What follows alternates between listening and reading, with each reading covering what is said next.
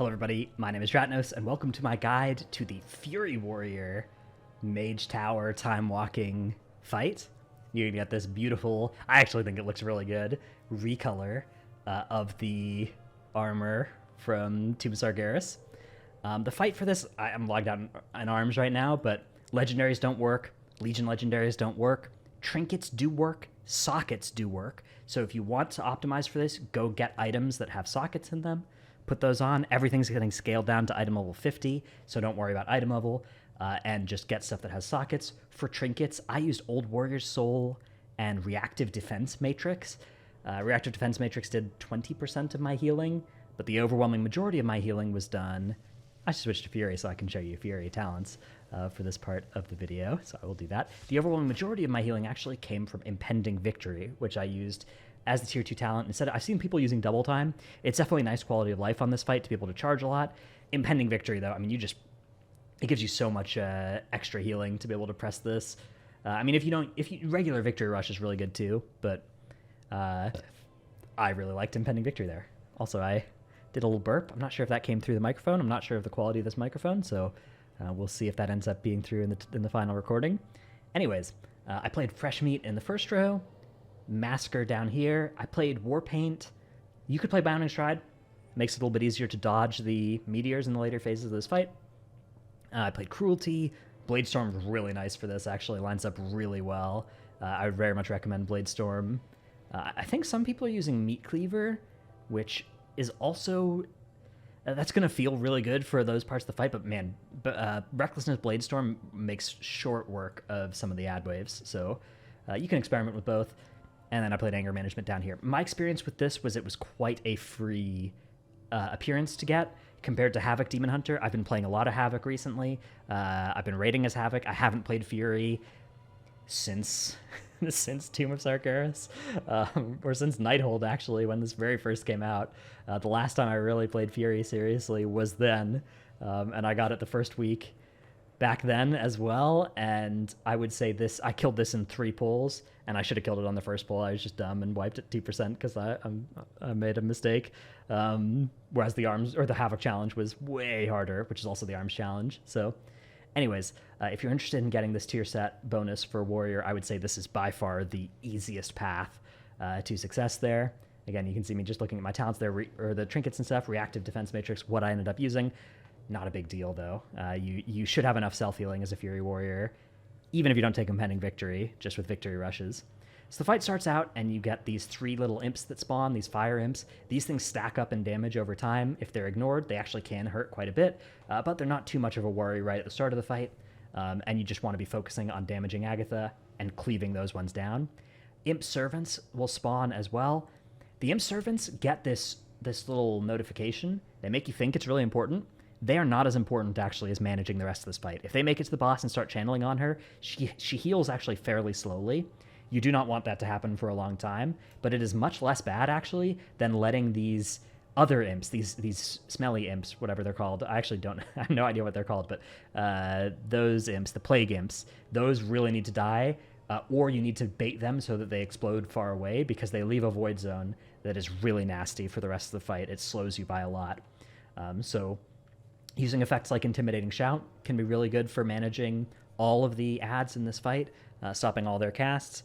And yeah, beyond that, you're just pummeling damage into the boss here. Dark Fury shields the boss for a small amount and then ramps up damage on you over time. You do want to kick the boss before that damage ramps up too much. It's not super urgent. You can see here I didn't even kick when I could have there, and now there are Umbral Imps out. Whenever there are Umbral Imps, they will shield the boss and make her immune. So you do need to make sure you kill those off. You can see I'm just kind of slowly DPSing everything down. Funnel energy is going off here for a little while. It's not ideal, but it's not a big deal either. And I actually don't have my kick available because I used it on one of those ads. You can see Dark Fury is starting to ramp up here, but that's 34 stacks of it, right? I've been letting it go for almost half a minute, and I'm still not dead. So again, not the hugest priority. The main thing to do on this fight is just don't die, don't commit too many resources, and keep killing the plague imps and the umbral imps and the fire imps as they're spawning. Don't get overwhelmed by them. You can see I'm getting summoned to raid during this pull. And yeah, so another set of imp servants coming out here. Again, not going to use too much stuff on them. I am going to fire off the Blade Storm. Once you get later into this fight, I would recommend pairing Blade Storm with Recklessness and using it on these sets of imps here, the Umbral imp spawns. Early in the fight, in the middle of the room, it's not that big of a deal. You can just use it for single target to speed the fight up. It is quite a long fight, and the boss does gain 3% damage for each imp wave you deal with. So right now it has 8 stacks of that. It's doing 24% increased damage. It's not a big deal. The boss doesn't do that much damage, right? You can see it's autoing me for like 87, 88. So even if it's doing double damage, it wouldn't be that bad. It's mostly for the Dark Fury cast, but again, you can stop the Dark Fury. You just have to stop it by like 30 stacks, and you're going to be fine, especially as a Fury Warrior, right? If you're not stopping it, you're probably killing ads, which means you're getting impending victories or victory rushes, and so you can just use those to heal. There's that Plague Zone. You see, I didn't actually kill that one, but I just baited it off to the side. Also not a big deal. Whenever you have those in the middle of your room, that's bad. These Void Zones are really nasty. They slow you by a huge amount. Try really hard to avoid getting those in a spot you're going to walk over. But if you just bait them so that they're at the edge of the room, you can have as many as you want over there. It's not a big deal. So this fight just continues, doing nothing in particular until 50% health. You just want to keep DPSing the imps. Again, Fuming Imp, first priority, not Plague Imp. I was calling them Plague Imps, but they're actually called Fuming Imps. Making sure that those aren't dropping bad puddles. Killing these imp servants is, I think, a higher priority than breaking the boss's shield as a Fury Warrior, because you can heal yourself for so much. Right, I can Victory Rush, I can Enrage Regeneration, so I'm really in no danger to this Dark Fury. Just want to make sure the boss doesn't heal too much. You could also break the shield first and let the imp servants channel for a bit. Either way, you're going to be fine. And then you're just continuing to pummel the boss.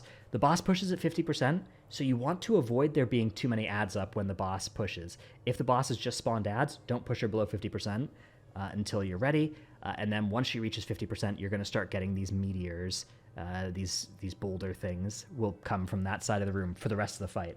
So those always need to be taken care of. Here's why I like Blade Storm so much. You just fire off Recklessness Blade Storm. You can tank a meteor like I did there. It doesn't even stun you because you're Blade Storming, and you just deal so much damage to all of these Umbral imps and Fire imps, and you can get them killed nice and quickly before they pose too much challenge. And you're just trying to clean these up and never lose sight of the spawning meteors. The meteors always need to be taken care of, always a really high priority, and never lose sight of the Fuming Imps either. The Fuming Imps need to make sure that you're not getting Plague Zones spawning underneath you.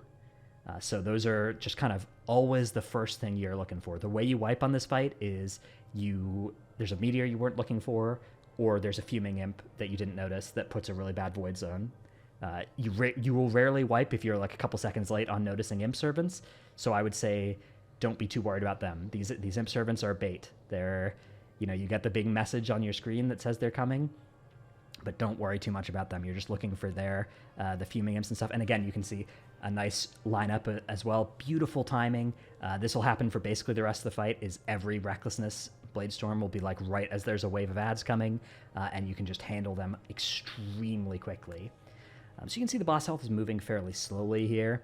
Really not too much new though in terms of mechanics. And yeah, she has 18 stacks, right? She's dealing 60% increased damage, but she does so little damage by default that you can really sustain this forever. She casts Shadow Stab at you when you're far away. It does a couple hundred damage, right? There's no you're in very little danger of dying here, especially with your victory rushes. So just don't worry too much about it. Intimidating Shout, really good panic button for either to prevent Fuming Imps from healing her too much, to prevent Imp Servants from healing her too much, or to prevent Fuming Imps. There at 37%, we go down to Downstairs. Downstairs is a little bit harder than upstairs in this place because you're not naturally looking at where the boulders are spawning anymore. So you do need to be really careful that you're not going to get rolled up on by some boulders that you weren't ready for. But again, you can see the combo there of Recklessness Blade Storm just trivializes the ad spawn wave, and you just get to keep damaging the boss.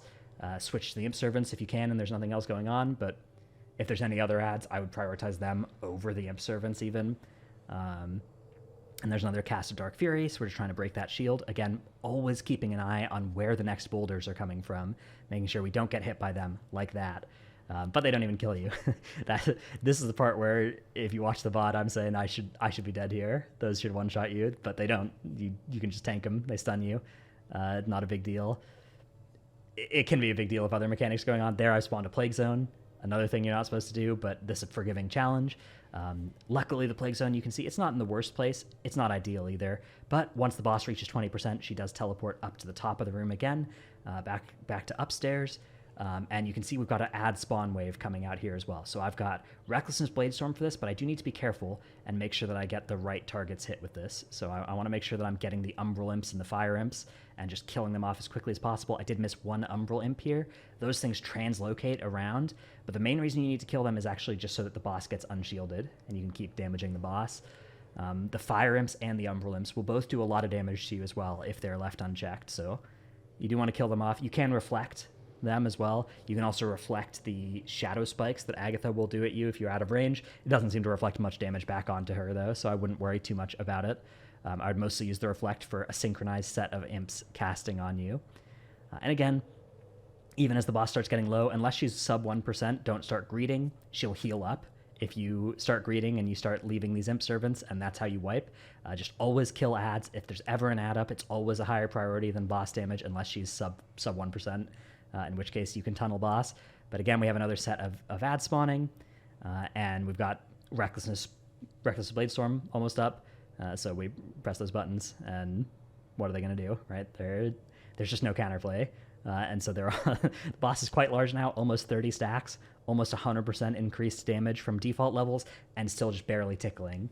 I don't know if it's the tuning is off or something on this one, but very little damage comes through from the boss itself. You can see even though Shadow Spike casts on me are all just getting absorbed. Very little danger here on me. Maybe that's that defense matrix trinket, but even that, it only did 20% of my healing. So it wasn't even, and I never felt in any danger. And I don't think the trinket really had anything to do with that, because again, it was only 20% of my healing.